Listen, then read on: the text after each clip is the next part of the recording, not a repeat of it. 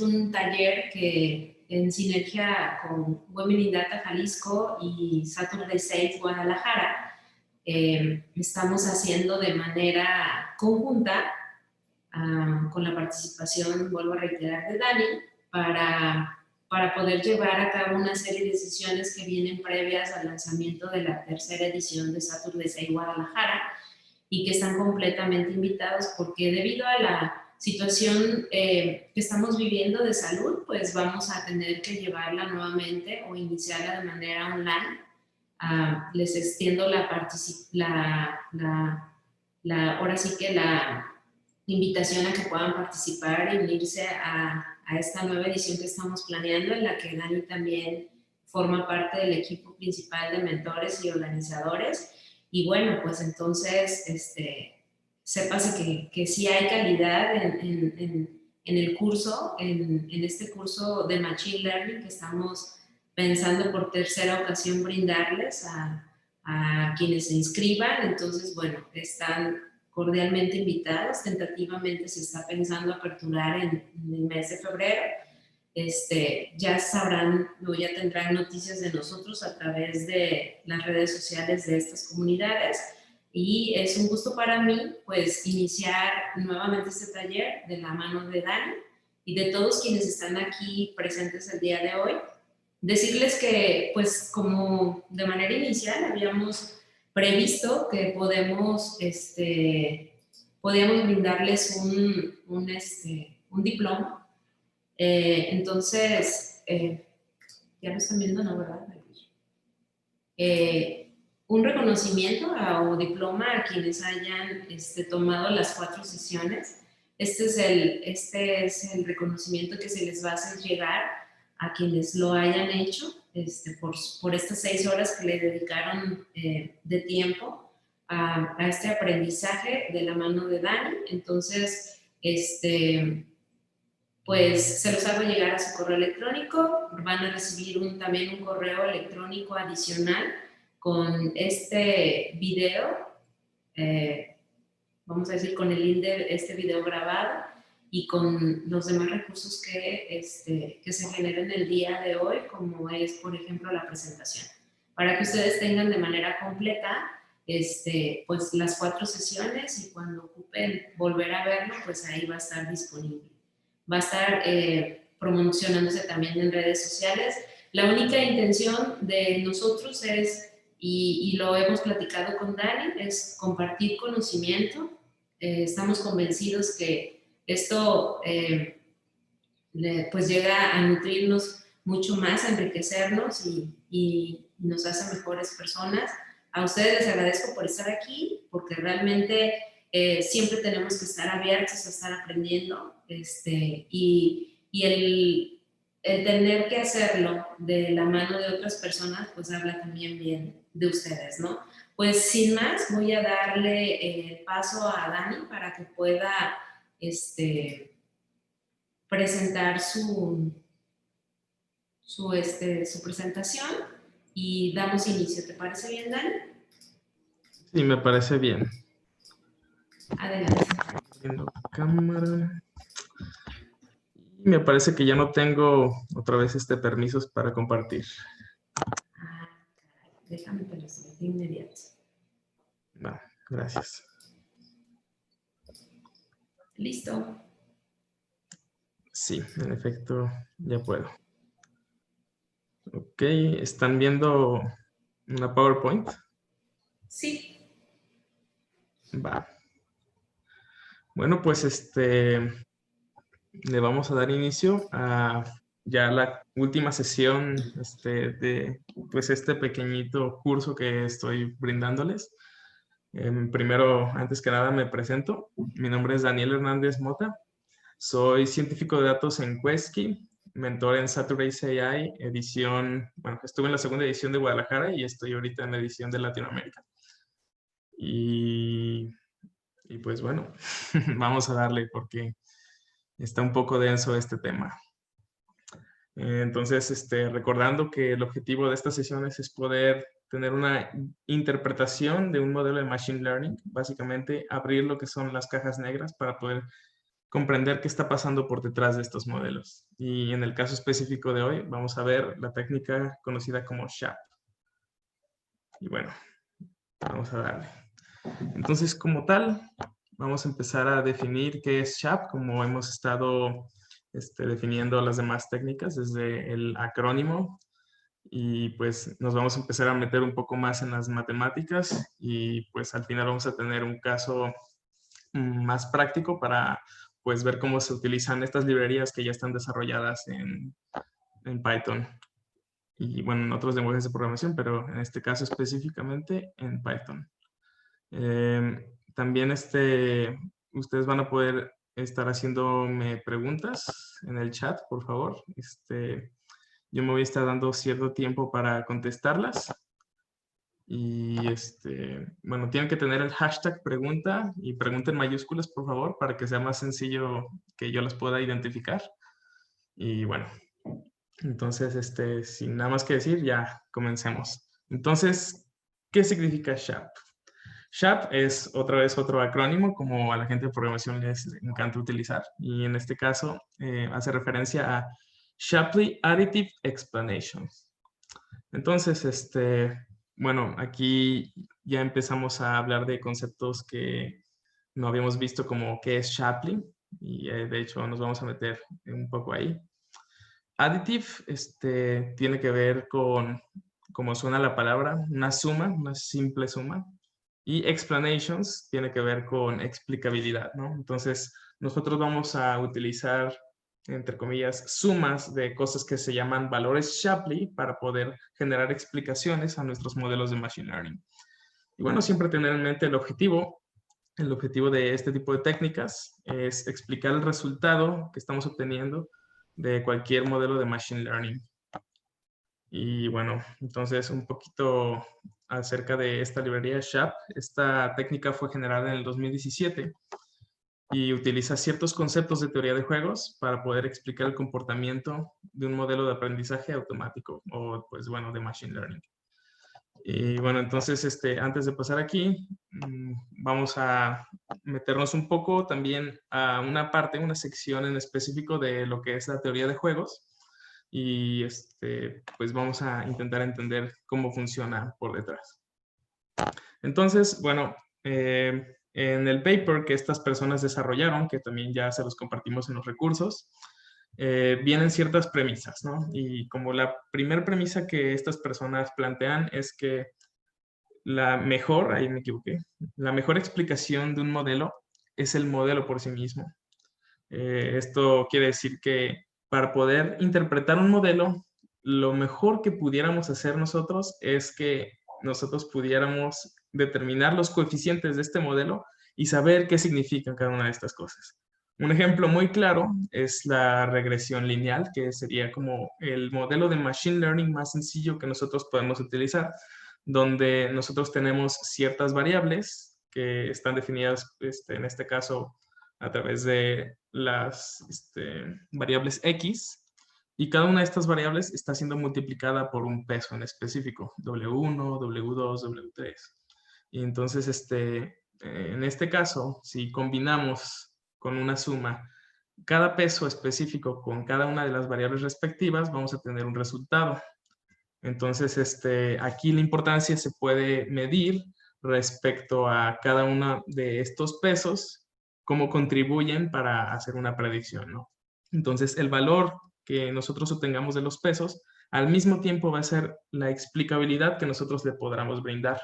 Claro que después empieza a haber como conceptos un poco más abstractos y difíciles, como cuando tenemos muchísimas más variables y pues ya tener un entendimiento de qué significa cada uno de los coeficientes no nos da pues mucho, sí, o sea, no nos abre mucho las puertas para poder entender lo que está pasando, pero en general digamos que pudiéramos entender el mismo modelo solamente viendo los componentes que tienen. Sin embargo, aquí tenemos un problema más grande. ¿Qué pasa cuando los modelos son más complejos? Generalmente se habla de una distinción entre modelos simples y explicabilidad y modelos complejos y no explicabilidad. Entonces, la característica que define estas dos, pues, digamos, categorías es que en los modelos simples, la precisión que vamos a tener respecto a, pues, qué tan bien o qué tan bueno es su desempeño en pues, en el contexto que lo queremos aplicar, tiende a ser baja. Y conforme aumentamos la complejidad de un modelo, sí, digamos que la precisión aumenta.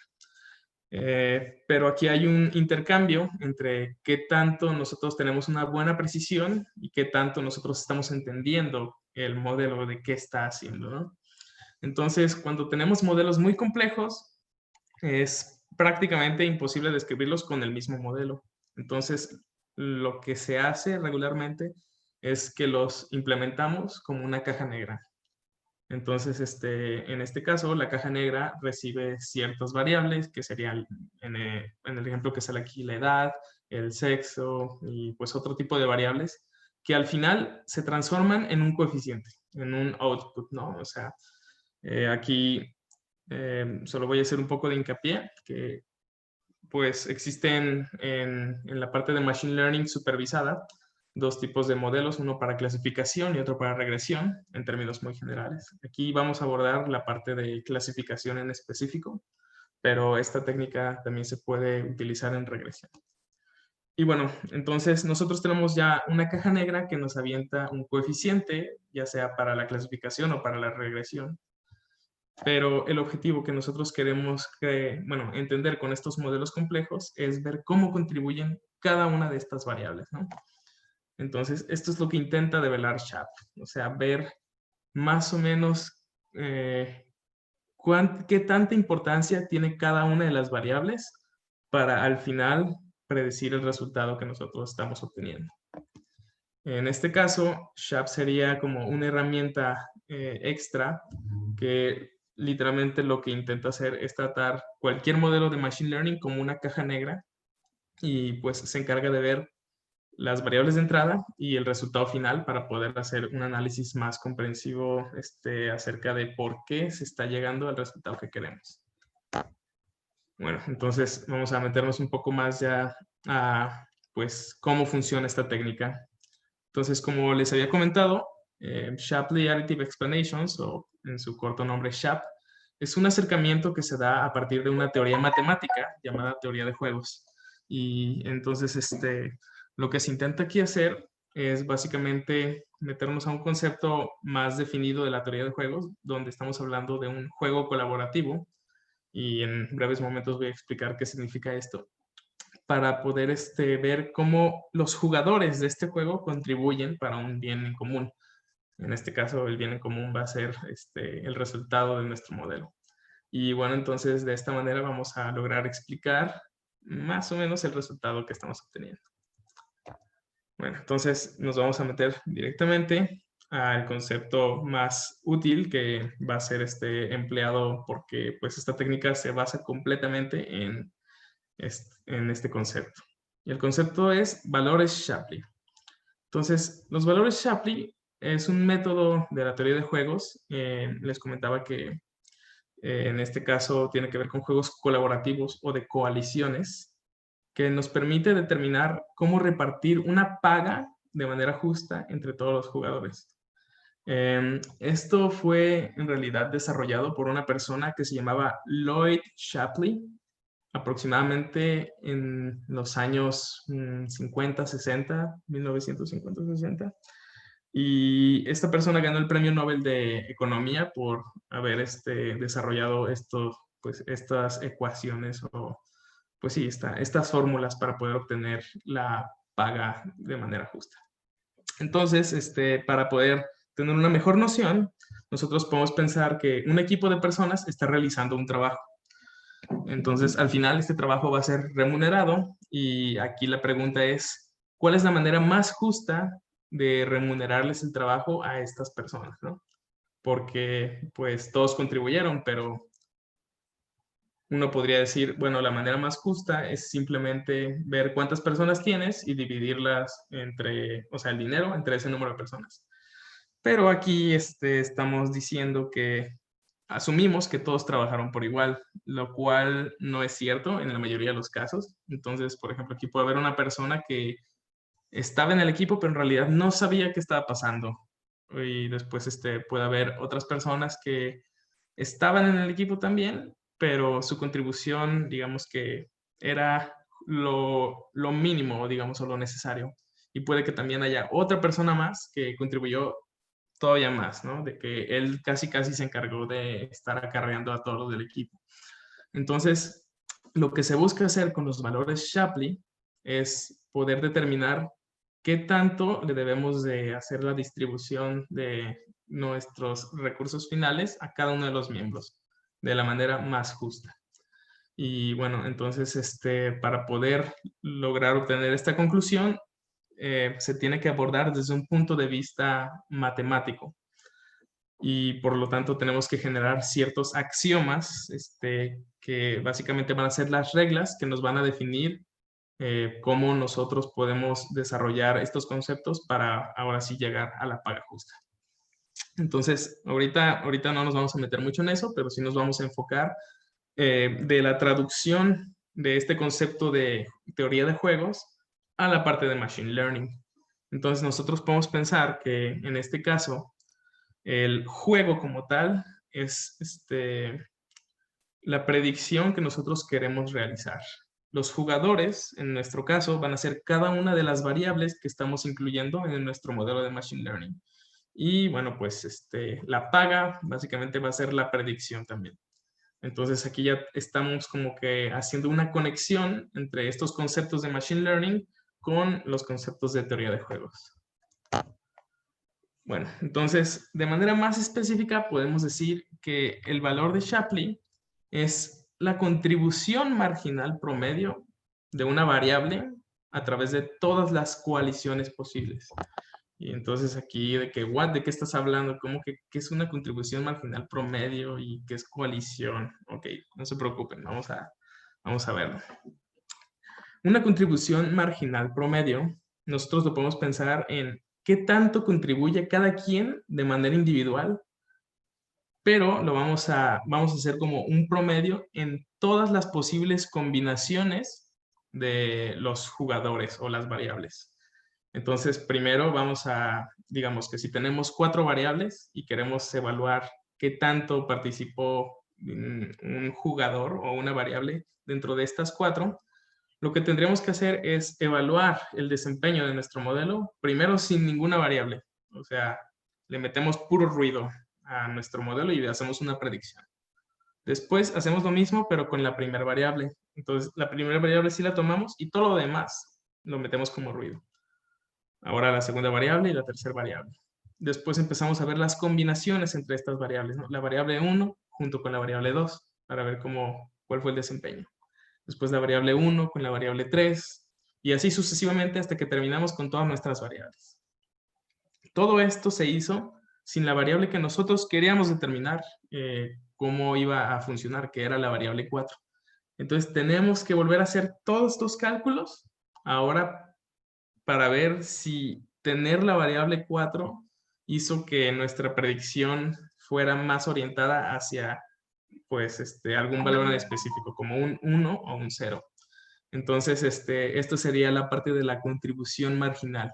Entonces, estamos nosotros viendo qué tanto está afectando que agreguemos una variable.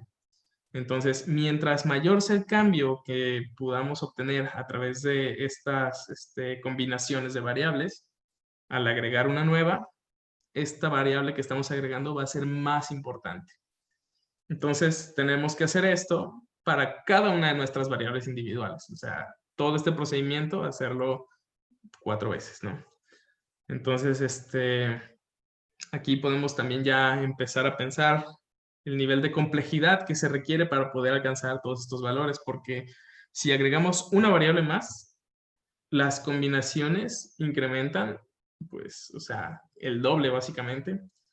Y aparte, todavía tenemos que hacer, pues, un ciclo más de puras iteraciones, ¿no? Entonces, es bastante cansado desde el punto de vista computacional poder calcular estos valores Shapley.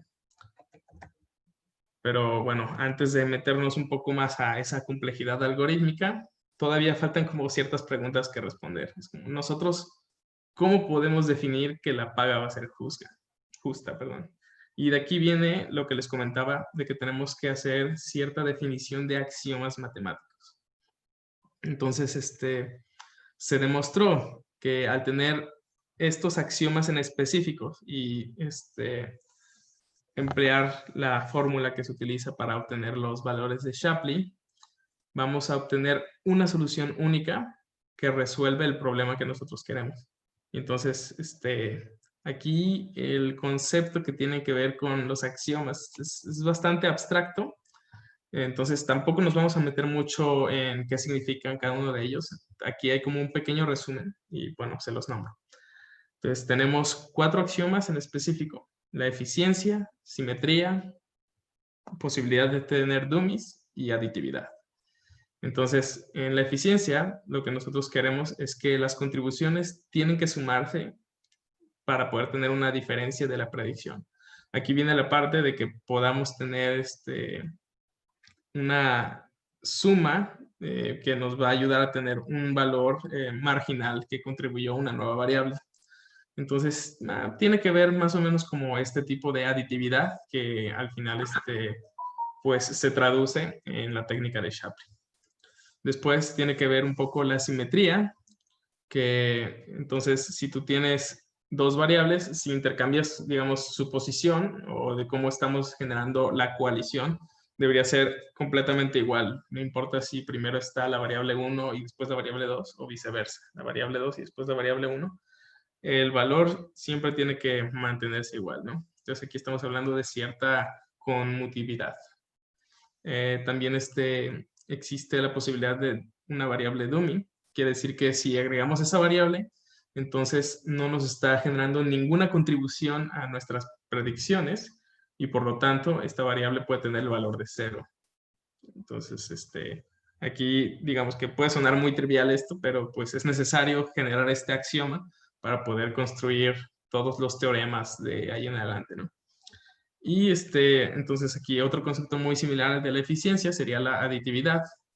Entonces, esto nos habla en realidad de valores combinados que pues nos habla un poco de asociatividad, pero bueno, no nos vamos a meter mucho en esto, pero lo podemos pensar de manera un poco más práctica si conocen el algoritmo de Random Forest.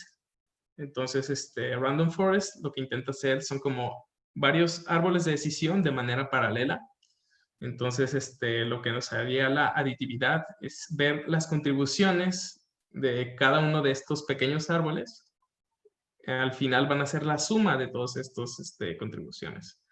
Entonces, aquí habla de que, pues, tenemos que ser capaces de poder hacer la suma de estas variables en distintos juegos, que serían cada uno de los árboles, para tener un valor conjugado todavía más grande, y entonces este axioma es útil para eso.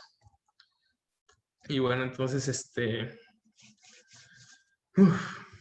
ahora sí viene un poquito de las matemáticas, que tampoco nos vamos a meter muchísimo, porque, bueno, si no se tiene este concepto y contexto matemático, en realidad sí va a ser un poco difícil poder entender lo que significan estas fórmulas, pero básicamente tiene que ver con la suma de todos los posibles escenarios de las combinaciones, restando primero cuando no está la variable y cuando sí, y dividiendo entre la cantidad completa de combinaciones de distintas variables, ¿no? Entonces, eso significa todos estos factoriales que tenemos aquí, pero también tenemos que contemplar cuál es el valor de nuestra función contemplando todas estas combinaciones, ¿no? Entonces, digamos que al final de todo esto va a ser una suma ponderada de estar poniendo y quitando variables en muchísimos escenarios para poder determinar, pues, qué tanto van a contribuir cada una de estas variables a nuestro valor final. Entonces, no se preocupen por eso, porque de manera conceptual, si ya agarraron más o menos pues esta definición, Pasar a la matemática sí es difícil, siempre es complicado tener una conceptualización conceptual y pasarlo a idioma matemático, pero es cuestión de pues, estudiar un poco más pues, las matemáticas necesarias, ¿no? Pero bueno, entonces hasta aquí vamos a dejar esto. No se preocupen con lo de las fórmulas ya. Vamos a seguir con lo siguiente. Entonces, bueno, SHAP al final de cuentas va a hacer este tipo de análisis para cada una de las instancias que nosotros le estemos dando. Es decir, para cada renglón. Y bueno, al final de cuentas va a calcular pues las contribuciones de cada una de las variables para cada uno de los renglones y al final va a ser como una agregación de todo eso. Y esta agregación, digamos que gigante, nos va a poder ayudar a encontrar la importancia de cada una de las variables dentro de nuestro modelo de Machine Learning. De hecho, aquí les puse un pequeño ejemplo de cómo se verían los resultados de SHAP. Es esta imagen que tenemos aquí. Y lo que se calculó aquí, básicamente, es cada fila representa una variable o feature de nuestro modelo. Y estamos viendo qué tanta contribución tiene hacia una variable, bueno, hacia el valor de nuestra respuesta. Entonces, si se aleja de esta línea centrada gris, quiere decir que contribuye muchísimo más. Y vamos a tener un valor orientado hacia la clasificación 1 de nuestro modelo. Y si se aleja del otro lado, vamos a tener un valor orientado a la clasificación 0. En este caso, también cada una de estas variables está ordenada por orden de importancia. Entonces, hasta arriba está la variable que más nos importa y conforme vamos disminuyendo, esta importancia va disminuyendo. Y como podemos ver, hasta abajo ya tenemos como valores muy centrados. Esto quiere decir que las variables que están dentro de estos valores no contribuyen ni de manera muy fuerte, ni ya sea hacia el 0 o hacia el 1, sino que su contribución tiende a 0, literalmente. Entonces aquí estamos hablando de las variables de omiso. Y bueno, cada uno de esos puntitos que nosotros podemos ver es una instancia en específico de nuestro modelo, una fila de nuestro conjunto de datos. Y entonces estamos viendo cómo contribuyen cada una de estas filas en conjunto. Entonces al final estamos obteniendo como las distribuciones, entre comillas, de los valores Shapley para un buen de variables. Y entre mayor sea el valor Shapley, mayor va a contribuir hacia la predicción que queremos. Entonces, ojalá esto haya quedado más o menos claro. Si no, no se preocupen, el ejemplo lo vamos a ver con mayor profundidad. Y bueno, entonces, al final de cuentas, nosotros queremos basar nuestro resultado en la magnitud de las contribuciones que estamos obteniendo. Y recordemos que si una variable tiene mayor contribución, mayor va a ser el cambio que tenemos. Y mientras contribuya menos, va a tender más al 0, ¿no? Entonces aquí podemos tener contribuciones positivas o negativas, donde las positivas se orientan más hacia la predicción de nuestro modelo de clasificación hacia el 1 y las negativas hacia el 0. Y bueno, entonces hasta aquí me parece que ha sido mucha información. Voy a ver si tienen como preguntas en el chat.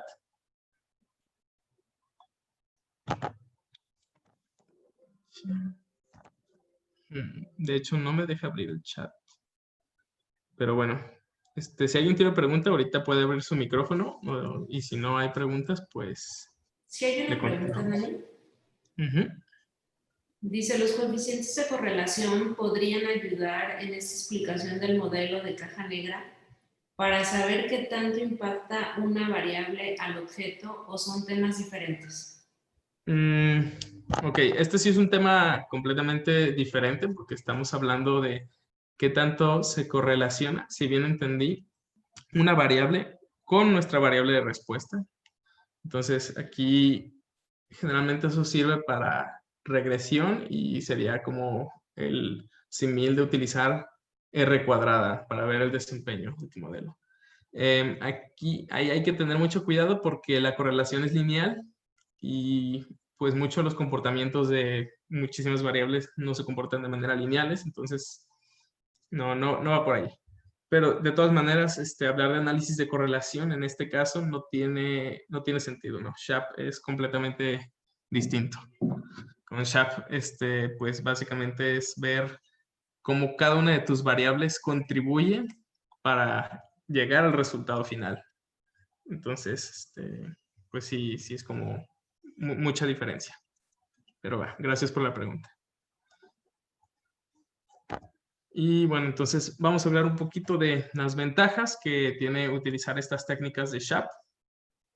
Entonces, al final, nosotros tenemos una distribución de cada una de las variables que nos va a generar, pues, la equidad, ¿no? Va a ser la manera de ordenar estas variables va a ser la más justa. De hecho, pues por definición está básicamente demostrado que va a ser la solución única que vamos a obtener. Y pues estamos hablando de que esto es una explicación completa y comprensiva basada en axiomas matemáticos, algo que si estuvieron en las sesiones pasadas, esos no lo tenían. Entonces, aquí estamos generando pues un constructo matemático que al final nos da pues esta certeza de que estamos obteniendo pues la solución única de cada uno de los valores que nosotros queremos encontrar para poder determinar la importancia de nuestras variables. Y eso tiene muchísimo valor. Aquí también nosotros podemos comparar varias instancias y podemos, por lo tanto, obtener cierto contraste. Y a lo que me refiero con este contraste es que vamos a poder nosotros hacer segmentaciones dentro de nuestro conjunto de datos para poder encontrar distintos patrones que contienen las variables dentro de sí y lograr pues, tener una explicabilidad todavía mayor. También lo bonito de SHAP es que existe, el algoritmo, de hecho, se tiende a utilizar mucho cuando estamos haciendo modelos de Machine Learning con árboles de decisiones porque está optimizado. Entonces, cuando nosotros estamos hablando de SHAP, habíamos visto que la complejidad algorítmica es muy grande, ¿no? Porque tenemos que ver cada una de las combinaciones necesarias y pues eso es súper exhaustivo y computacionalmente no se puede hacer. Sí se intenta abordar desde cierto punto de vista hacer muestreos, pero en general, pues si quieres tener la explicación concreta, no va a ser pues sí, no te sirve mucho hacer estos modelos probabilísticos. Pero SHAP tiene una muy buena integración con los algoritmos de árboles, en específico XGBoost. Y bueno, entonces lo que nosotros conocemos como la API para poder utilizar scikit-learn con todos los métodos, SHAP tiene básicamente esa integración de la mano. Entonces, cuando nosotros intentamos hacer algoritmos que están enfocados a árboles, el tiempo que se requiere para poder lograrlo, bueno, la complejidad es de orden polinomial, mientras que antes pues era de orden exponencial. Entonces, súper recomendable si ustedes tienden a utilizar algoritmos como gradient boosting, random forest o árboles de decisiones normales, aunque eso no tiene sentido. Pero gradient boosting o random forest completamente utilicen SHAP.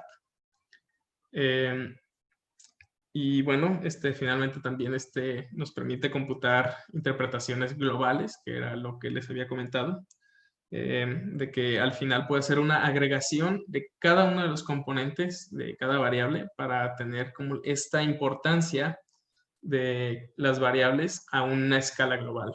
Algo que nuestros dos modelos pasados, que si estuvieron en esas sesiones, Lime y Anchors, no hacían. Entonces, también esto le da muchísimo valor porque, pues, al final de cuentas, te puede ayudar a determinar la importancia de las variables en tu modelo en general. Y aparte, van a ser consistentes las interpretaciones locales con las globales, que también eso le da muchísimo valor cuando estamos haciendo la interpretabilidad de un modelo de Machine Learning. Bueno, pero también todo no todo es bonito, tenemos las desventajas. Y bueno, si no estamos utilizando un algoritmo de árboles, o sea, si vamos a implementar alguna red neuronal o vamos a implementar pues sí, cualquier algoritmo que no sea tipo árbol, vamos a requerir de muchísimo tiempo computacional. Así de que muchísimo.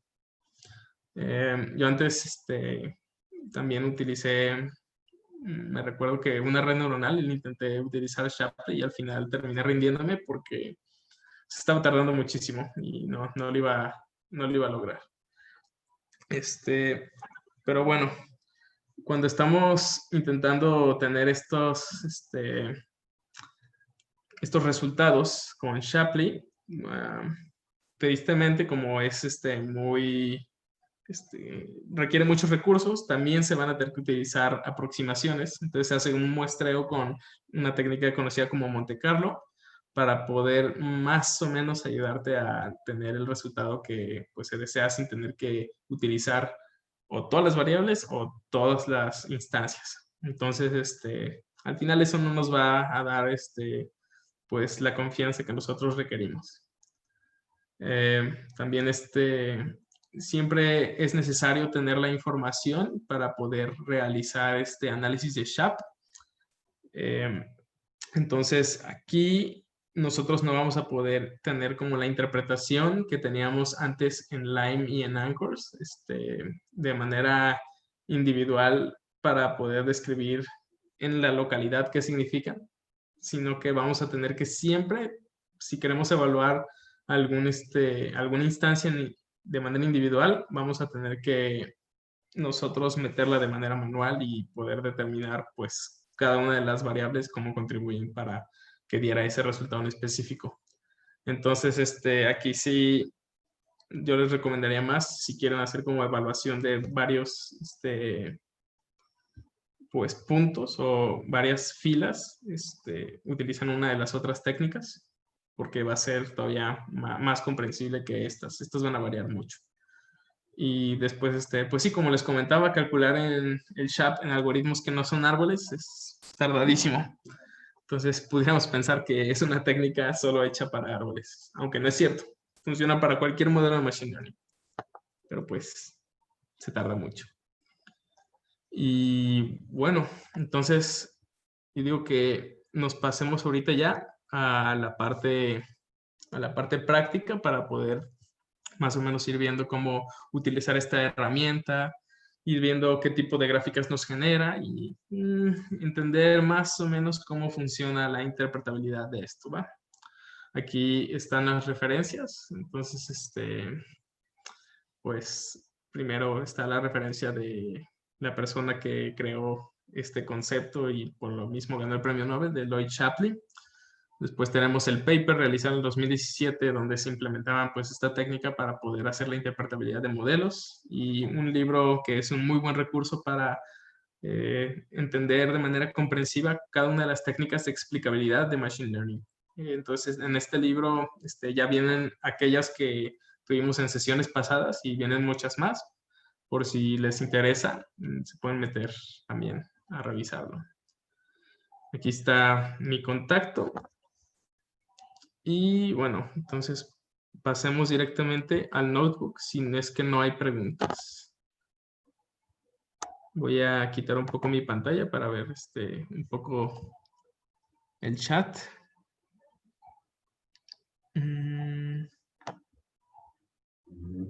Ok, me parece que no hay preguntas todavía. Entonces nos vamos a pasar directamente a el notebook de Jupyter. ¿Están viendo ya el notebook? Sí, ya se. Perfecto, gracias. Nomás déjenle hago un poquito de zoom.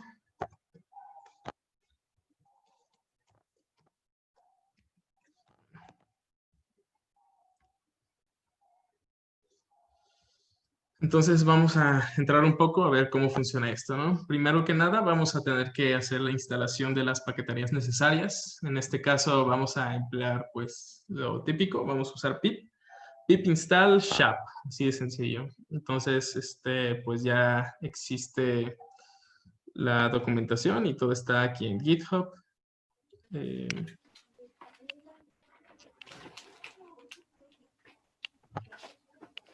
Entonces aquí en GitHub vamos a poder obtener pues básicamente varias de las imágenes que les estaba presentando, una explicación bastante corta y los papers, o sea, el link a los papers, pero en realidad, bueno, es un link a las explicaciones que tenemos ahí, a cada una de estas referencias que salen hasta abajo. Ahí estás. Entonces, para encontrar los papers sí van a tener que, pues, meterse a investigar por su cuenta o si no me los pueden pedir. Pero bueno. Y vienen varios ejemplos, ¿no? Entonces, aquí viene la parte de la explicabilidad con un tree explainer en distintos algoritmos que utilizamos de manera convencional. En realidad estos son todos los que tienen buena compatibilidad, que sería XGBoost, LightGBM, CatBoost y sklearn. Bueno, también PySpark. Entonces, recordemos, si utilizamos algoritmos tipo árboles, esto es lo ideal, pero también existe otro tipo de explicabilidad. Aquí nos da ejemplos de deep learning para poder, pues, sí, determinar las características. Y también tiene, pues, un kernel explainer que ahora sí que es para cualquier modelo, ¿no? Entonces, no, en este caso, si utilizan algún otro modelo de Machine Learning, el kernel explainer va a ser aquel que les ayude a explicar sus modelos. Pero bueno, entonces aquí también se pueden meter a cada uno de estos links que les van a ayudar a, pues, entender más o menos cómo utilizarlo. Entonces son como ejemplos en Jupyter Notebooks donde la gente utiliza esta técnica para explicar, ¿no? También se los recomiendo que le echen un vistazo. Están bastante completos y bueno, ya para finalizar esta explicación de este repo, tenemos los notebooks y ahí también, si nos metemos a cada uno de estos, vamos a ver cómo utilizar, pues, cada técnica. Aquí tenemos el kernel explainer y pues hay otro tipo de cosillas. Aquí están los plots. Y en los plots podemos ver, pues, varios Jupyter Notebooks que también aquí vamos a poder, pues sí, entender cómo utilizar cada uno de estos, ¿no? Entonces hay varios tipos de plots y cada uno te puede dar distinta información y ahorita vamos a ver, creo que como 4. Pero bueno, entonces en este caso vamos a utilizar SHAP y vamos a utilizar una paquetería muy conocida, LightGBM, que es también de Gradient Boosting Trees. Pero pues sí, entonces por si no la tienen, también solo es cuestión de hacer pip install LightGBM. Y en este caso decidí utilizar LightGBM y no XGBoost porque existe ahorita un pequeño problema con XGBoost, que la compatibilidad con SHAP lo hace un poco difícil. Entonces tenemos que meternos a Stack Overflow para poder saber qué está pasando. Y, o sea, yo ya sé, pero lo voy a evitar por cuestiones didácticas. Entonces, bueno, sin más preámbulo, vamos a empezar a ver qué es lo que vamos a hacer. Vamos a hacer un clasificador y para eso, pues, vamos a utilizar lo de siempre, ¿no? Pandas y NumPy. sklearn, vamos a hacer un grid search y vamos a hacer un train test split para poder tener nuestro conjunto de entrenamiento y de prueba. Vamos a utilizar una métrica para evaluar el desempeño del modelo y en este caso vamos a usar el ROC-AUC Score. Y pues vamos a, en este caso, agarrar el dataset de la librería que ya de sklearn, que tiene bastantes ejemplos de datasets. Las visualizaciones, vamos a utilizar Seaborn y Matplotlib. Y para explicar el modelo vamos a usar SHAP. Entonces, aquí tenemos la descripción del conjunto de datos. Entonces, en este caso va a ser un conjunto de datos con información acerca de diagnóstico de cáncer de mama. Y vamos a tener una... Bueno, aquí lo podemos descargar en este link que les va a enviar el link directo, pero no va a ser necesario porque nosotros ya podemos acceder a partir de este método de aquí.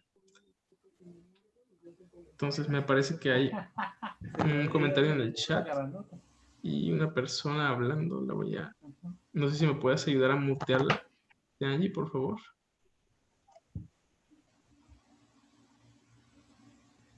Y bueno, no puedo ver lo que dice el comentario del chat, entonces cualquier duda, pues me la puedes preguntar ahorita. Dani, Ujú. si tienes una pregunta de Juan Sebastián Guerrero, ¿solo funciona para clasificación? Era un poquito más arriba cuando estabas explicando Ok. las notas, entonces... Sí, no, SHAP no solo funciona para clasificación, sino que también se puede utilizar de igual manera para hacer una regresión y explicar esta misma regresión. Solo que la interpretación va a ser distinta porque en el caso de la clasificación, la interpretación es muy sencilla, ¿no? De que si está muy a la izquierda, quiere decir que es tiende a ser el valor de 0 y si está muy a la derecha, tiende a ser el valor de 1. En el caso de la regresión, esa interpretación cambia y pues tiene que ver con qué tanto valor de SHAP se esté aumentando, con qué tanto se va a modificar la variable de respuesta. O sea, hay como una dependencia lineal de ahí. Entonces, para regresión también es súper fuerte utilizar SHAP y súper recomendable también. Pero en este caso, por cuestiones de tiempo, no lo vamos a poder pues alcanzar a ver, ¿no? Pero pues sí, les reitero a ustedes que adelante, que lean la documentación adecuada para que puedan implementar estas técnicas de la mejor manera posible. Si están utilizando varias técnicas de regresión, utilicen o intenten hacer la explicabilidad con esta. Va. Okay. Entonces, digamos que hace cuánto me diría qué tanto afecta para que aumente o disminuya mi objetivo. Pues, Así es, sí, algo así sería la interpretabilidad al final cuando utilicemos SHAP. O sea, dependiendo del valor que nos esté saliendo, en específico, bueno, me voy a adelantar un poco, en específico de este valorcito que está aquí abajo, más o menos te va a decir cómo va a afectar ya sea que tienda a incrementar o decrementar el valor de tu predicción. Ok, Pero va. gracias. No, ¿de qué? Bueno, entonces aquí vamos a descargar los datos y vamos a ver pues la descripción de estos mismos, ¿no? Entonces vamos, como les comenté, a tratar con datos de breast cancer, cáncer de mama. Y pues en este caso tenemos solo 569 datos. Tenemos 30 atributos numéricos que nos van a ayudar a predecir. Entonces aquí está la definición de cada uno de ellos, el radio, la textura, el perímetro, y cada uno, pues sí es información acerca de, me parece que imágenes que se están obteniendo para poder, pues sí, hacer como un asesoramiento de si en realidad va a ser pues, un conjunto de células benigna o maligna. Entonces, cada una de estas tiene sus propios coeficientes. En este caso tiene el promedio, tiene la desviación estándar y también tiene el mínimo o máximo dependiendo del contexto en el cual estemos hablando de la característica.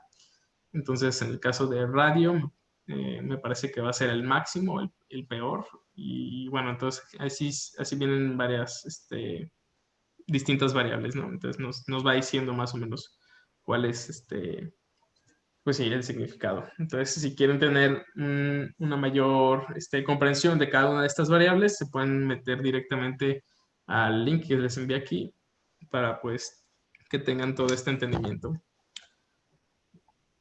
Y aquí viene un poquito más de información de dónde se obtuvo esta información. Y pues bueno, ya vamos a ver qué onda con esto, ¿no? Nosotros en nuestra variable data ya teníamos todo, digamos que apretado ya, o sea, ya tenemos, tenemos un diccionario que tiene cada una de las variables que nosotros queremos predecir y cada uno de los componentes necesarios. En este caso, nosotros podemos acceder directamente a alguna de estas llaves del diccionario. Si quieren saber cuáles llaves tienes, solo tenemos que poner data.keys y abres y cierras paréntesis y te va a decir las llaves posibles que puedes utilizar.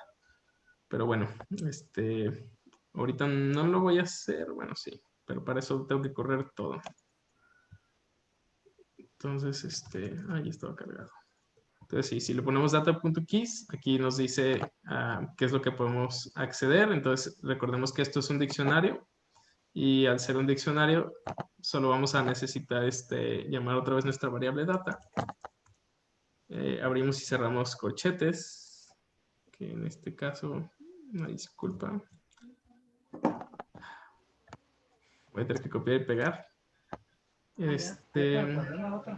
Y aquí le podemos poner cualquiera una de estas llaves para poder acceder a la información, ¿no? Entonces, si nosotros accedemos a la llave de data, vamos a ver que nos va a dar un vector, bueno, una matriz, que esta va a ser el conjunto de datos que nosotros tenemos. Si le ponemos targets, nosotros vamos a acceder a pues, la variable de respuesta, ¿no? Si era cáncer benigno o maligno. Entonces, ahorita no recuerdo bien qué era el 0 y qué era el 1, pero aquí más abajo lo tenemos. Entonces, ¿es benigno? Sí, es 1. Es mal, y bueno, 0 es que es maligno y 1 es que es benigno. Entonces, bueno, ahí pueden ver más o menos qué es lo que tiene cada una de estas llaves para pues, que sepan cómo utilizar esta información. Y entonces, ya nosotros podemos hacer nuestra definición del data y del target, lo típico que se utiliza desde el punto de vista matemático, X y Y. Entonces, dado un conjunto de variables X, nosotros queremos predecir Y, si va a ser benigno o no. Y bueno, entonces aquí estamos haciendo una gráfica sencilla para poder ver cómo están distribuidas las variables de respuesta. Siempre es importante, cuando estamos haciendo un problema de clasificación, poder determinar el desbalanceo, si es que existe, y si no, pues seguir adelante, ¿no? En este caso, se puede ver que hay un desbalanceo leve de la variable de respuesta que nosotros estamos obteniendo. Podemos ver que hay más casos de tumores benignos que de malignos, pero la diferencia no es tan significativa. Entonces, bueno, de todas maneras vamos a intentar mantener esta proporción para no tener problemas cuando hagamos el train test split, de que no se nos vayan más de una categoría hacia un train o un test, y pues eso afecta el desempeño de nuestro algoritmo. Entonces, aquí ya de manera directa vamos a nosotros obtener los vectores correspondientes, bueno, las matrices en este caso, de nuestro conjunto de entrenamiento, de prueba, para las variables de entrada y la variable de salida. Y para esto vamos a utilizar sklearn, train test split, ya lo habíamos llamado en la paquetería de arriba. Entonces, aquí estamos haciendo una separación del 30% de las variables y lo estamos estratificando. Entonces, con estratificar me refiero a que va a intentar mantener la misma proporción que estamos teniendo en la variable de respuesta. Y bueno, entonces, al final va a quedar, pues digamos que muy similar esta distribución en el train y en el test. Esto no es tan necesario, de hecho lo pudiéramos quitar, porque como este método se hace de manera aleatoria, al final se espera que la misma distribución se vea replicada. Pero, de todas maneras, nosotros lo podemos forzar, entre comillas, para que se mantenga de esta manera y no se vaya más de un lado que del otro. Esto sí es importante realizarlo cuando tenemos un problema de clasificación altamente desbalanceado, cuando tenemos como 2% de casos aquí y el 98% acá. Entonces ahí sí tendríamos que hacer la estratificación. Pero bueno, ahora vamos a definir ya nuestro clasificador dentro de nuestro modelo.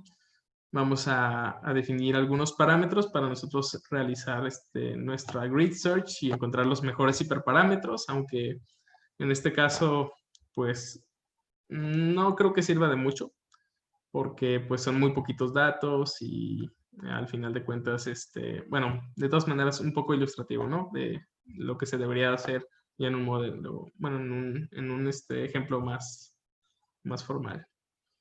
Y bueno, entonces nosotros definimos parámetros y definimos vectores. Entonces vamos a hacer una grid search. Eso quiere decir que vamos a buscar en cada una de estas combinaciones para obtener un modelo y vamos a agarrar el que tenga un mejor desempeño.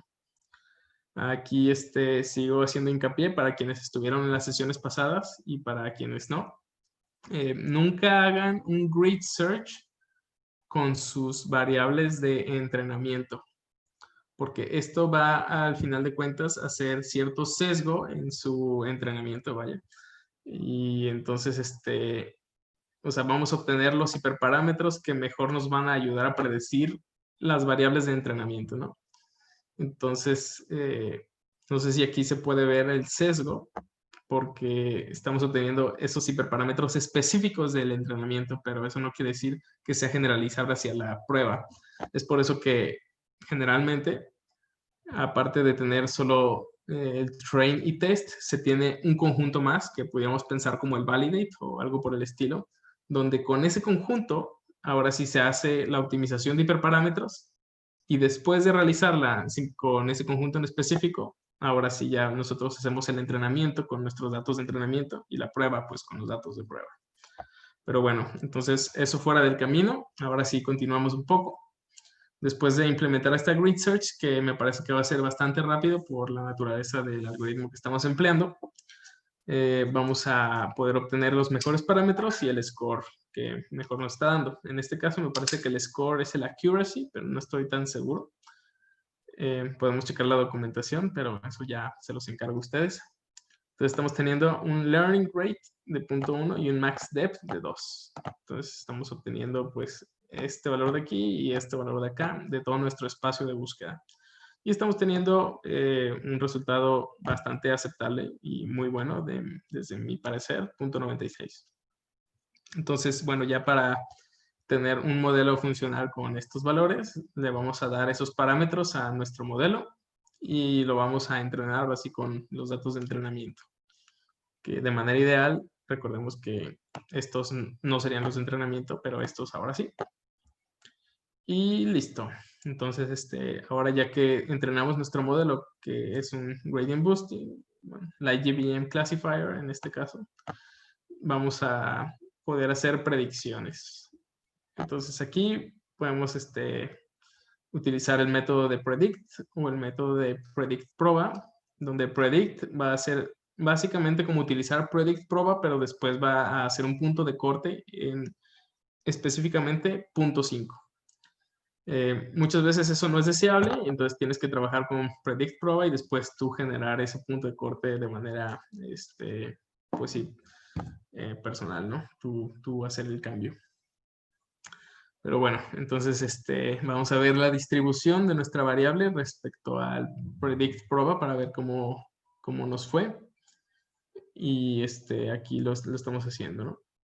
Más vale recordar que utilizar el predict proba nos va a brindar un vector porque nos está diciendo la probabilidad de que estemos clasificando como 0 y la probabilidad de que estemos clasificando como 1. Y bueno, entonces esto es intercambiable en este caso porque la probabilidad tiene que sumar 1. Entonces, al final van a ser complementarias estas dos. Pero si estamos haciendo multiclasificación, ahora sí que pues tendríamos que ver la probabilidad individual de cada uno para tener esta interpretabilidad un poco más certera. Pero bueno, entonces por eso utilizo esto. Le estoy diciendo que me agarre todos los resultados de este vector que estamos obteniendo, pero solo en la primera columna. Y entonces esto me está diciendo la probabilidad de que sea 1. Eso quiere decir de que sea benigno el tumor. Entonces aquí está la distribución. Podemos ver que nuestro clasificador ahora sí está haciendo una muy buena clasificación porque tenemos dos conjuntos. El primero que sería pues este de aquí y el segundo que es este acá. Entonces, idealmente tendríamos que ver solo dos líneas, pero de todas maneras esto ya es súper ideal porque pues estamos teniendo pues sí, resultados súper buenos, ¿no? Si estuvieron en otras sesiones, podemos recordar que generalmente teníamos distribuciones más feas y se sobreponían. Pero en este caso, la explicabilidad, bueno, los resultados se están haciendo bastante bien y tenemos una muy buena separabilidad. Pero más vale recalcar que todo esto lo estamos haciendo con nuestro conjunto de entrenamiento, ¿no? Estamos intentando ver cómo le fue, pues sí, en la parte del entrenamiento, pero todavía no hacemos el análisis con la prueba. Esperamos que con la prueba le vaya peor. Y ahorita vamos a ver qué tan peor, ¿no? Pero bueno, podemos obtener el RockAuce Score. En este caso, nos está dando un RockAuce del 1, o sea, que este clasificador es el mejor clasificador que existe. Pero recordemos que esto sigue siendo para los datos de entrenamiento. Y bueno, vamos a ver cómo le fue ahora con los datos de prueba, ¿no? Que, como les comenté, tendemos a tener un peor desempeño. Entonces vamos a utilizar Predict Proba y Predict para hacer la misma evaluación. Y aquí podemos ver que en efecto estamos teniendo pues ciertos valores que no caen ni en una categoría ni en otra. Pero de todas maneras, o sea, si ignoramos estos pequeños valores que están cayendo aquí, estamos teniendo una muy buena proporción que están cayendo completamente en el 0 o completamente en el 1, haciendo que, pues, de todas maneras tengamos un muy buen clasificador, ¿no? Y bueno, entonces aquí no me voy a meter en ver a qué clase pertenece cada uno de estos. Pudiera que aquí tengamos ciertos falsos positivos y ciertos falsos negativos. Pero bueno, eso se los dejo a ustedes, de hecho, y que saquen pues la métrica que teníamos aquí arriba de RockAuce Score, que ustedes determinen a ver si también da 1 o pues qué va a dar, ¿no? Ahora sí, vamos a empezar a lo que veníamos, ¿no? Determinar la explicabilidad que estamos obteniendo. Entonces, aquí vamos a, ahora sí que utilizar la librería SHAP. Nosotros hemos importado esta antes y como estamos utilizando un método de árboles, vamos a utilizar pues el explicador de árboles ya que está optimizado para esto. Y lo que le tenemos que dar aquí ahorita es nuestro modelo. También aquí le pudiéramos dar ya de cajón cuáles son las variables que nosotros queremos intentar predecir para que haga las ciertas perturbaciones necesarias, porque también por detrás SHAP utiliza un poco Lime, pero bueno, no nos vamos a meter a esa interacción. Y sí, entonces aquí necesitamos ciertos datos para que sepan cómo hacer ciertas perturbaciones en los conjuntos de datos, pero como no le dimos nada, nos está marcando este warning, pero no hay mucho, no tiene mucha relevancia. Ya después sí nos vamos a meter directamente a los papers y ver cómo funcionan este algoritmo por detrás a su complejidad completa. Entonces sí vamos a tener que entender qué significa esto de background data, pero por ahora hasta aquí es lo necesario esto. Y bueno, entonces ahora nosotros podemos también tener tener un valor esperado de lo que quisiéramos obtener a través de nuestro modelo.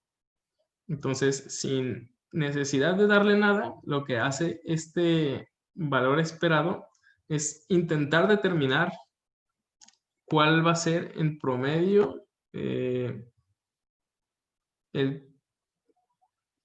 las predicciones totales que te pudiera brindar. Entonces, aquí tampoco se preocupen mucho porque al final esto solo va a ser como un valor centrado que le vamos a tener que dar al explicador, pero tiene que ver con una proporción específica. Pero no se preocupen por esto, y si tienen más dudas al final la podemos ver para tener esa explicación más concreta. Entonces, ahora sí, vamos a obtener la primera gráfica, que era más o menos la que habíamos visto allá arriba. Y va a ser necesario obtener primero los valores de Shapley de todo nuestro conjunto. En este caso le puse el de entrenamiento, pero bien puede ser el de prueba. Aquí no hay ningún problema. El único problema que puede haber es que nos equivoquemos en las dimensiones de estos valores que le estamos dando y el conjunto de entrenamiento que le queremos dar cuando estamos haciendo esta plot de aquí. Pero pues si aquí le ponemos el test, aquí tiene que ser el test. Lo que se tiende a hacer, antes de meternos bien a qué está pasando en esta gráfica, es que se hacen dos summary plots. La primera tiene que ver con el train y la segunda con el test, para poder saber qué tanto cambiaron la importancia de cada una de las variables. Pero bueno, entonces vamos a retomar qué significaba esta gráfica de aquí. Entonces, lo que nosotros estamos haciendo primero que nada es calcular los valores de SHAP de nuestro conjunto de entrenamiento. Entonces, recordemos que lo que hace eso es básicamente permutar y ver las contribuciones marginales para ver qué tanto una variable afecta o cambia el resultado. Al final, como lo estamos haciendo para todas las variables que tenemos en el entrenamiento, vamos a obtener estos, bueno, vamos a obtener pues muchos puntitos, ¿no?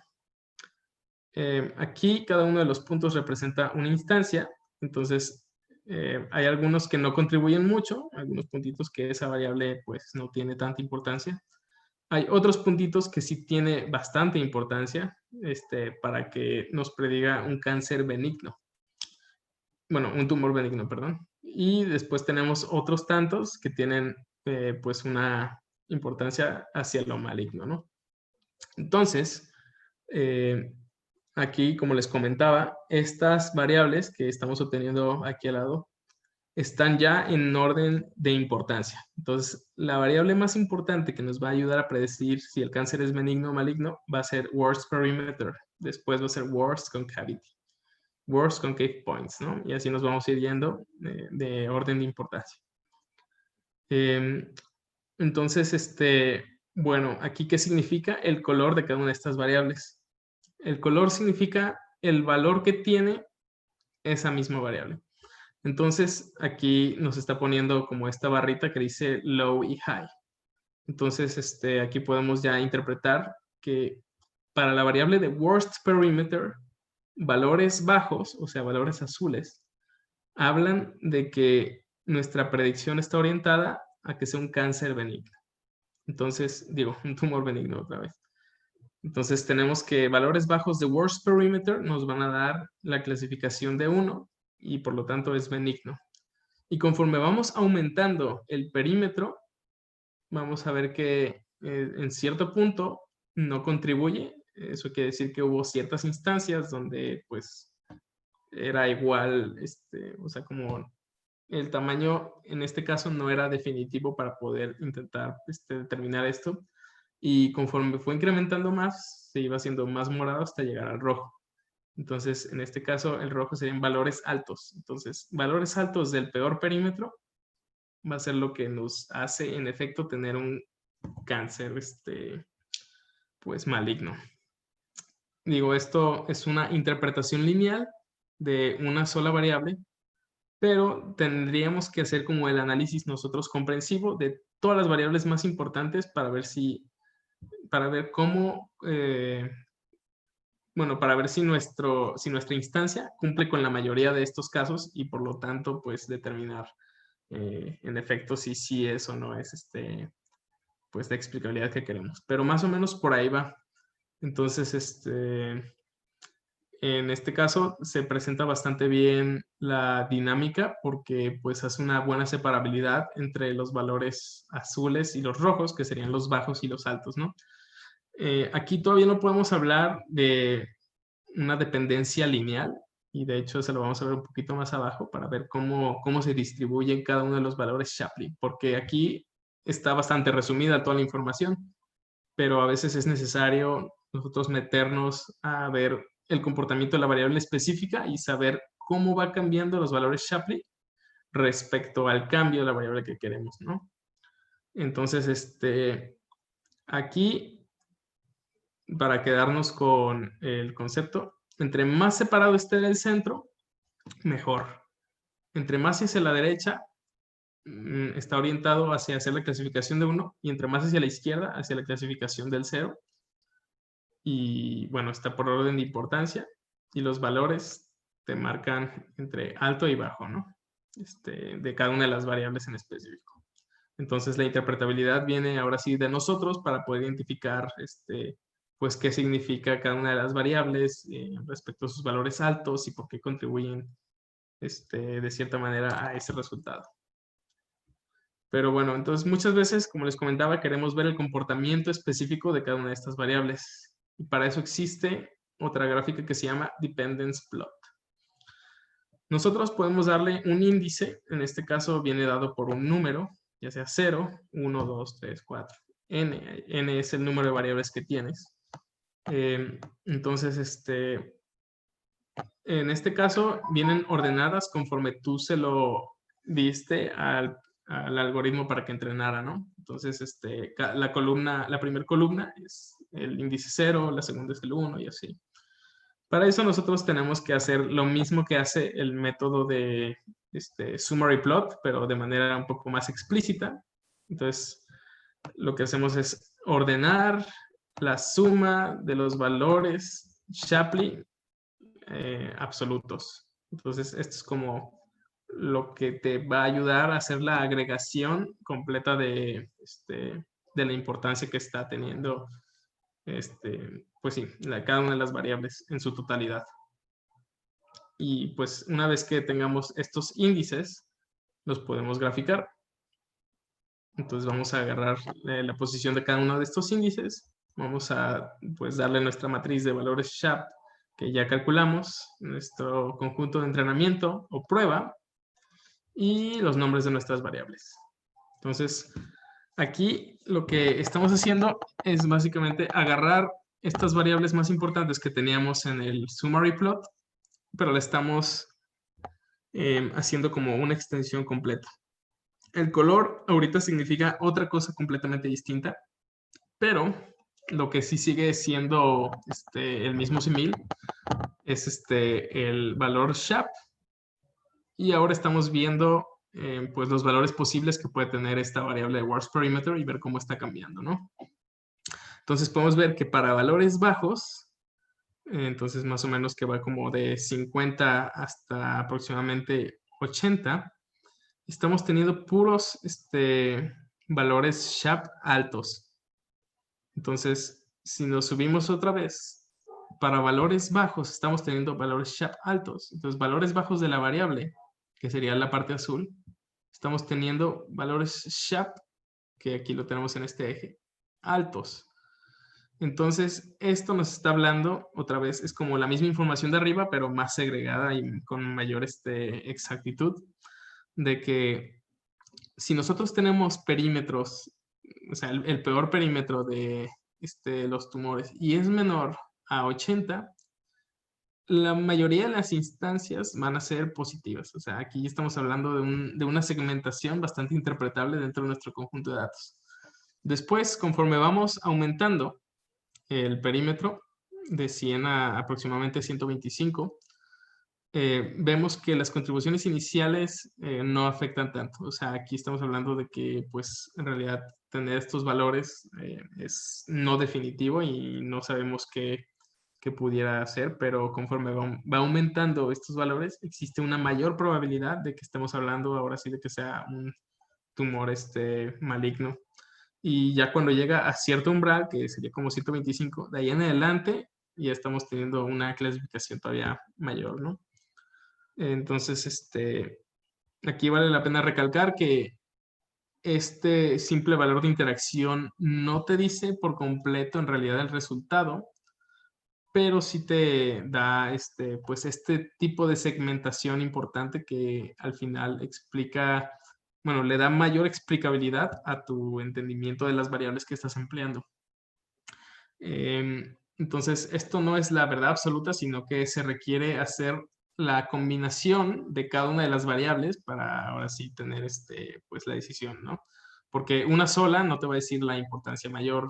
Bueno, sí te va a decir la importancia mayor, pero no te va a decir que en efecto es el valor que estamos nosotros queriendo obtener.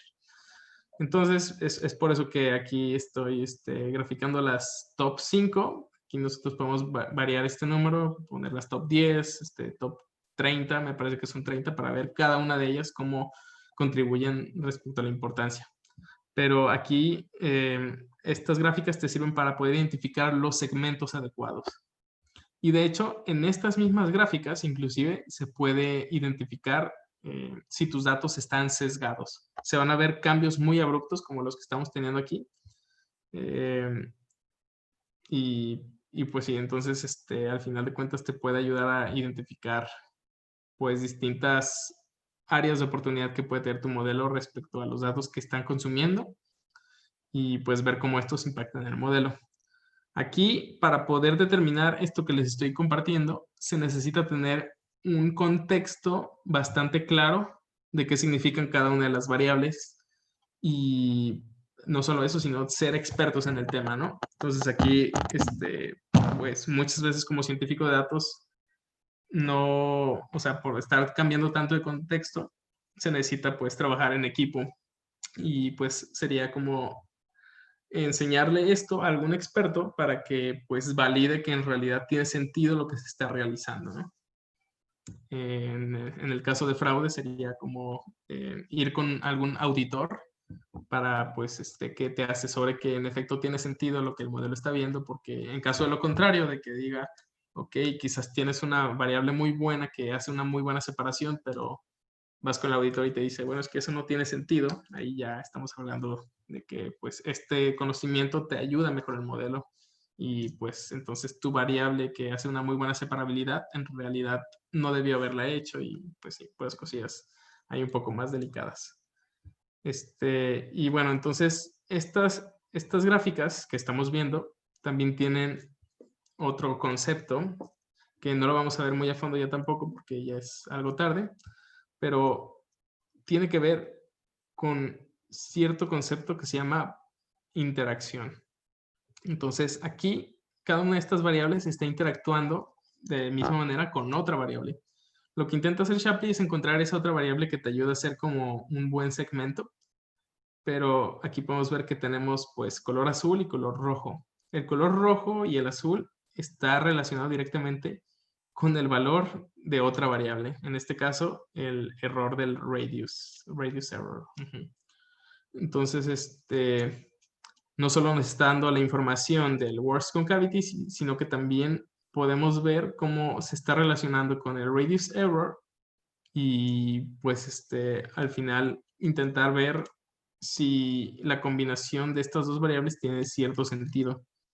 Que en este caso sí tiene sentido, porque podemos ver que los rojos están más, más centrados al cero, ¿no? Y aquí estamos hablando de un error del radio. Entonces estamos contemplando que nuestros datos tienen error. Y si los datos tienen error y el error es muy alto, entonces la contribución que tengamos de esos no va a ser tan definitiva porque pues estamos teniendo pues mucho error, ¿no? Y por lo tanto se tienden a acercar al cero. Y entonces aquí ya estamos hablando de todavía un poco más de interpretabilidad respecto a la combinación de variables. Aunque puede que haya casos que no tenga sentido o que sea muy difícil encontrarlo. Por ejemplo, aquí tenemos otro caso donde la mayoría de puntos está sobre los azules, o sea, los rojos están sobre los azules. Entonces, la interpretabilidad de eso está un poco más complicada, pero pues al final de cuentas, si nos juntamos con el experto, en este caso con, supongo que algún médico, pueda que le encuentre sentido a estos patrones que estamos nosotros viendo a través de los valores de interacción de Shapley y con esto nos ayude a determinarlo. Bueno, entonces, como les había comentado, Shapley es también interpretabilidad local, pero todos estos casos de aquí arriba son globales. Entonces, nosotros podemos también tener una buena comprensión acerca de el valor local que estamos obteniendo y más o menos nos va a intentar decir cómo están cada una de las variables empujando nuestro resultado. Entonces, en este caso, worst concavity está empujando como cierto valor hacia acá. Podemos pensar en el tamaño de estas flechas como la importancia que tienen cada una de esas variables. Y bueno, entonces, aquí nos dice 21 features empujan esto para acá, tantas magnitudes y pues aquí estamos teniendo como cierta aditividad de cada una de las componentes de las variables para que nos ayude al final a determinar un valor en específico, que sería el valor que nosotros pues quisiéramos predecir. Y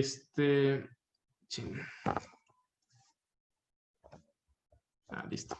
Entonces, esto mismo existen pues varias representaciones. La primera aquí se llama waterfall plot, la de aquí se llama force plot, que es prácticamente lo mismo. Y aquí nos dice cómo va modificando nuestros valores.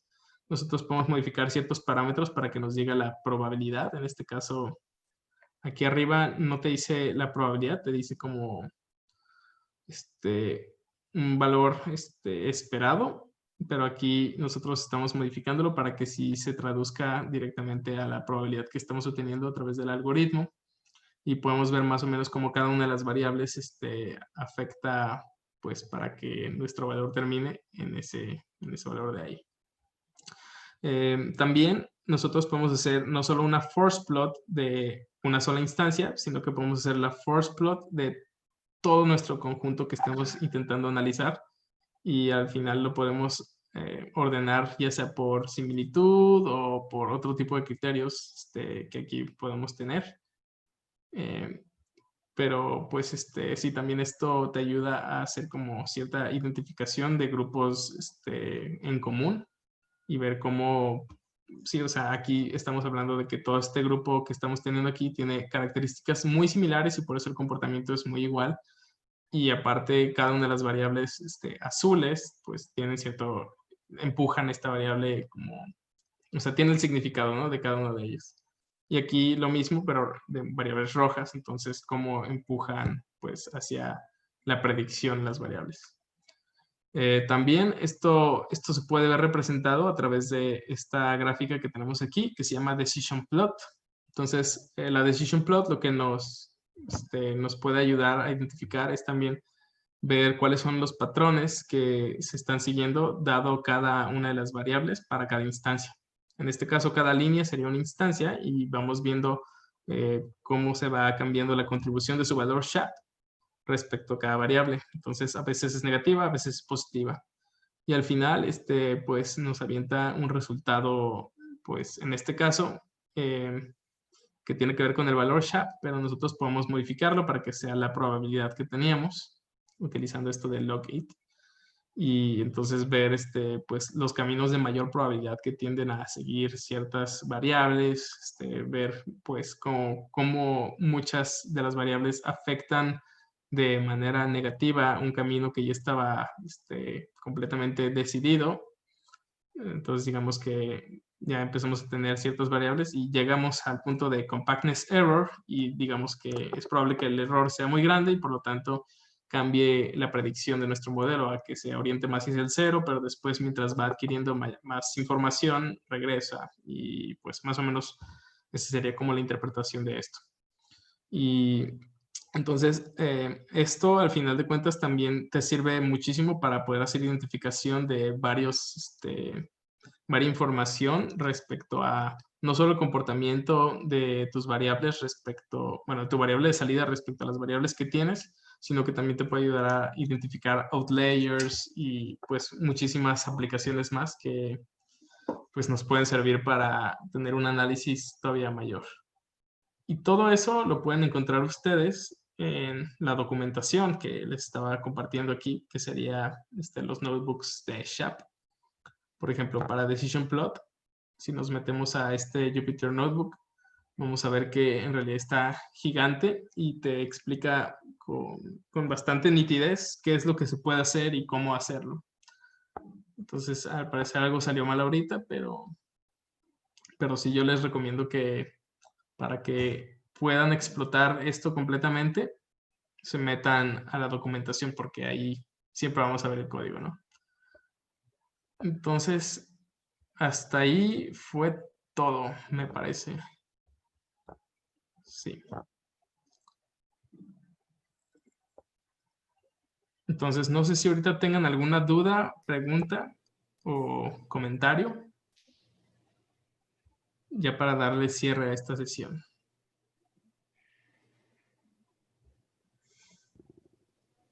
¿Qué onda? Pues, No, adelante, adelante. Iba a hacer un comentario, pero... Adelante, por favor. Ah, ok. No, pues, digo, llegué súper tarde y nomás a esta última conferencia, así que estoy un poco fuera de contexto, pero de todos modos me pareció como muy interesante como todas las herramientas que vas sacando, Daniel. Y quería preguntarte de, ¿tú dónde fuiste como sacando toda esta parte de lo de análisis de datos? Bueno, yo comencé con el análisis de datos hace ya bastante tiempo, cuando vi que era necesario, pues, en la vida real, o sea, en el mundo, ¿no? De que, chin, todo ya va a ser datos, datos es el nuevo petróleo, dicen algunos por ahí. Sí. Y pues sí, poco a poco me fui llenando de herramientas, tomando cursos en línea, tomando cursos presenciales, involucrándome a comunidades, que Saturday AI fue una de ellas que pues me ayudó muchísimo. El trabajo también que conseguí, pues gracias a esto que había construido como hobby, podríamos pensarlo, pues me metió todavía más y pues aquí andamos. Ya. ¿Cómo dices que es esa comunidad que mencionaste ahorita? Se llama Saturday's AI y si quieres te puedo enviar Sí. la información todavía más específica después, Pablo. Sí, claro. Muchas gracias. Dejo que los demás hagan otras preguntas. Entonces tenemos otra pregunta de Caroline Costa que dice, ¿recomiendas aplicar SHAP en el test o en un extra de Validate? Sí, completamente. De hecho, recomiendo que apliquen SHAP en producción. ¿Por qué? Porque cuando nosotros estamos en producción ya no estamos ni siquiera en el ámbito de Validate para poder inclusive comprobar que nuestro modelo funciona, sino que estamos pues ahora sí que conviviendo con los datos de la vida real y estos siempre tienden a ser pues caóticos. Entonces SHAP lo que te va a ayudar es determinar el orden de importancia de tus variables y si estas se mantienen estables a través del tiempo mientras estás metiéndole datos que nunca ha visto, entonces podemos hablar de que tu modelo sigue haciendo buenas predicciones o pues tiene cierta congruencia. Y después, bueno, los modelos de Machine Learning son locales al tiempo. Entonces, conforme más nos alejemos del tiempo, peor va a ser su desempeño, porque las distribuciones tienden a cambiar con el tiempo y lo entrenamos con distribuciones en cierto espacio temporal y pues por mil y unas razones. Entonces, al aplicar SHAP dentro de este conjunto que estamos teniendo en producción, vamos a poder identificar cuando el desempeño ya sea malo. Eso quiere decir que ciertas variables que antes no eran importantes ahora sí lo son y esas ya no tienen sentido, o inclusive ciertos valores que antes estaban en high y low ahora se invierten, o sea, invierte la polaridad de pues sí, de tus variables en summary plot. Entonces ya te das cuenta de que tu modelo está fallando bastante y pues tienes que hacer otro reentrenamiento. Entonces sí lo recomiendo completamente. Daniel, con esto que estás platicando, habla Sebastián, ¿recomendarías, entonces, suponiendo que yo tengo un modelo y no sé, después de 3 meses o X tiempo, hacer el SHAP con los datos nuevos que hay en producción y volver a evaluar cómo se comporta ese modelo y saber si necesito generar otro o algo así? Sí, lo más probable es que sí tengas que generar otro, al menos de que tus datos con que lo estés alimentando sean bastante constantes, que creo que no ocurre eso. Sí, no es tan común, ¿verdad? Ajá. Pero sí, tú vuelves a hacer la evaluación de tu modelo con los datos de producción de 3 meses después y compáralos con los datos originales del entrenamiento. Entonces, y bueno, y del validate y de prueba, ¿no? Que también está dentro de la localidad del entrenamiento. Entonces, compara todos estos y determina qué tanto cambiaron el orden de las variables más importantes. Y eso te va a dar, pues, pues sí, como un índice para que digas, no, chin, ya no se parece nada a lo que era al inicio y al inicio tenía una muy buena clasificación. Entonces, voy a tener que, pues, reentrenar o no sé. Sí, claro. O sea, serviría como llevar ahí un control de versiones de la precisión de tu modelo y todo eso, ¿no? Sí, así es. Gracias. No, de qué, a ti. Y después aquí hay otra pregunta, que si se puede optimizar las herramientas de SHAP al análisis de imágenes o hay mejores herramientas para esto. Pues aquí la pregunta es cómo vas a analizar esa imagen, o sea, qué tipo de algoritmo vas a emplear. Generalmente estamos hablando ya de deep learning para hacer análisis bueno, para hacer como un análisis completo de la imagen, identificar los patrones individuales que tiene. Y pues pues como hablamos, SHAP no funciona muy bien para hacer o sea, para implementarlo en otras técnicas que no sea de árboles, porque se va a tardar un buen. Sí se puede, y de hecho en la página que les estaba compartiendo de la documentación, ahí viene completamente un ejemplo donde hacen pues la identificación de los patrones de las imágenes. Y aquí están unos ejemplos. Por ejemplo, este es para identificar números y pues determina más o menos cómo, o sea, cuáles son los patrones que está viendo para determinar el 2, el 1, el 0 y así. Y ¿Y aquí qué hay otros. otra herramienta de software recomendarías como para este tipo de cosas, que es como más de identificar objetos en imágenes? Mira, en este caso sí recomiendo que se utilice Lime, que fue una de las técnicas que se vio en una de las primeras sesiones de este curso, que como no tuviste oportunidad de verlas, existen ya los videos en YouTube.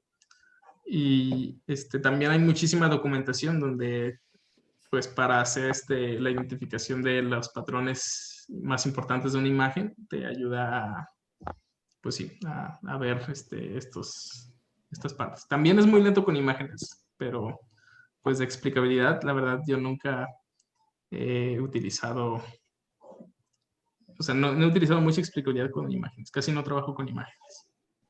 Va. Muchas gracias. Les dejé ahí en el chat dos de los links para que puedan entrar a las páginas web de las comunidades, Pablo, que estabas preguntando qué era Saturday Day. Ahí puedes ver toda la información. Y si gustas, me puedes compartir de manera privada tu correo electrónico para hacerte llegar los links de los videos de las sesiones que comenta Dani. Con mucho gusto se te comparten. ¿Sí? ¿Tienes otras preguntas, Dani? Yo creo ya para concluir, si gustas comentarlas, de Carolyn Costa. Ok, entonces sí, dice, si estoy usando un modelo para series de tiempo, ¿el umbral sigue siendo de 3 meses o puede ser más? Ah, bueno, no, yo dije 3 meses, nomás eh, por decir como una fecha. Sí depende completamente de los lapsos con los cuales estés entrenando un modelo, y esto no puede haber un umbral tan definido en realidad. Y es por eso que se recomienda que tengas como de manera automatizada un script que te genere estos valores SHAP y pues vayas viendo cómo van cambiando a través del tiempo, y ahí ya vas a saber la fecha en la cual tu modelo va a empezar a fallar. Entonces sí, más o menos va por allí. Y aquí ya le respondimos a Fátima. Entonces, todo bien con eso. ¿Y alguna otra pregunta?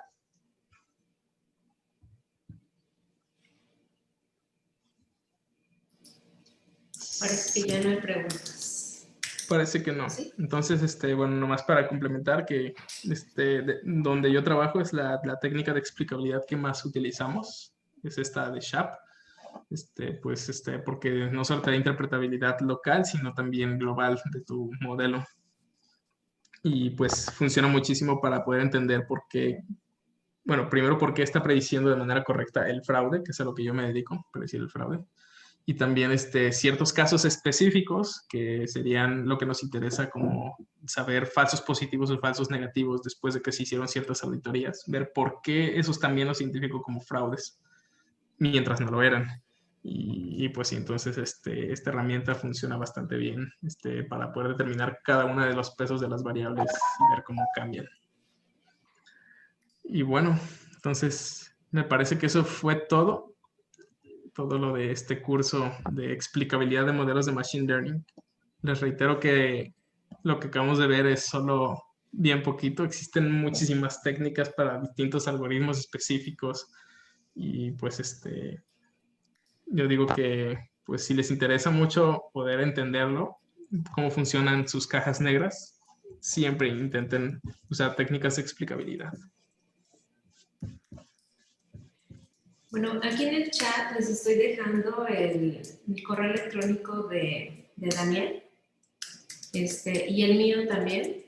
La idea es que continuemos invitándolos, si nos permiten, hacerles llegar nuevamente una invitación a los correos que hayan registrado.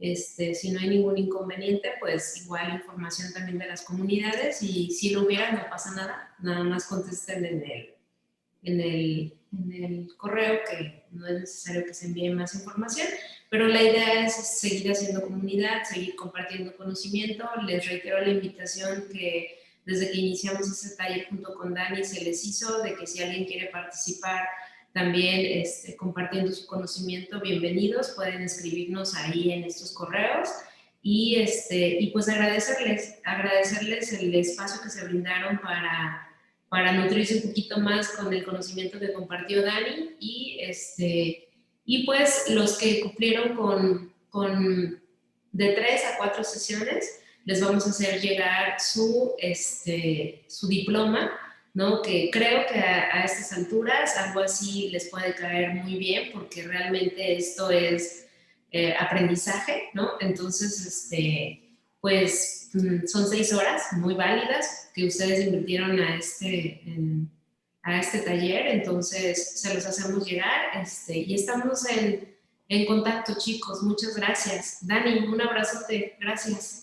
No, ¿de qué? No sé si antes pueden abrir toda su cámara para tomar una foto ya de despedida. Tienes razón. Sí, ¿quién la puede abrir? Sí la pueden abrir, aunque no se hayan peinado. No es cierto. Sí, No, pues Dani, tú toma abren. unas fotos por allá, yo tomo unas fotos por acá. Me parece. Sí. Me da gusto ver muchas... varias caras conocidas. Qué gusto, sí, esa es la idea. Dejen, aguántenme un poquito porque estoy abriendo. Miren, tenemos visita. Sí, hay un perrito. Un dálmata por ahí. Ahí voy, porque sí son varios. Muchas gracias. Ahí va, Dani, en todas estás robando cámara. Bueno, muchas gracias a quienes no tuvieron oportunidad. Pues estamos en contacto. Buenas noches. Buenas noches, gracias. Muchas gracias. Gracias, Muchas buenas gracias. noches. No se pierdan. Gracias. Un abrazo, Dani.